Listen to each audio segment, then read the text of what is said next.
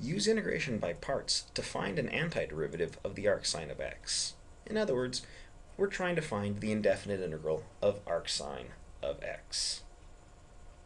So we want to use integration by parts. So let's set up a table right here, a u and a dv term. We'll notice that the integral only has an inverse trig function in it. That's it. So that's going to kind of set up u to be the arcsine of x. And on the integration side, well, we'll use 1.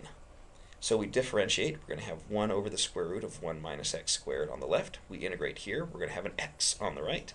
And let's just stop it right here after one round of integration by parts. This is one of these weirder cases.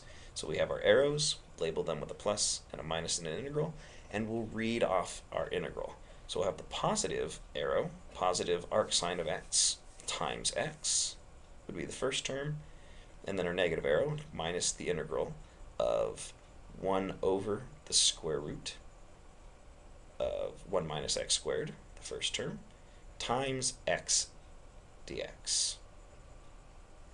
So let's clean this up just a wee bit here. On the left we have x times the arcsine of x, and on the right hand side we have negative the integral, which we can prep as 1 minus x squared to the power minus 1/2 times x dx. And now we've got to work on this integral right here. So how do we want to attack this? Well, it screams substitution. It's a product integral.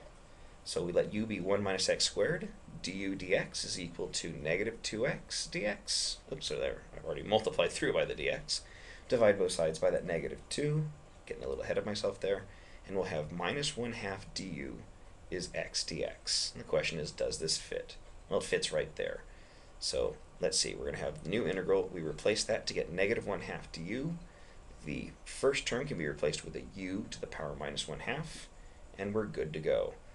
Let's see, this is the integral of negative 1/2 u to the minus 1/2 du. The minus 1/2 comes along for the ride.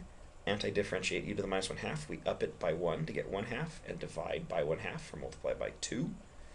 Those will cancel, and so if we back substitute, we're going to have negative u, which is 1 minus x squared, to the power 1/2. There's one antiderivative right here. Now let's remember, we had this other part. Let's bring this down. We'll have x times the arcsine of x minus negative 1 minus x squared to the 1/2 power. Add the integration constant, and not only do we have one antiderivative, but we have every antiderivative of the arcsine.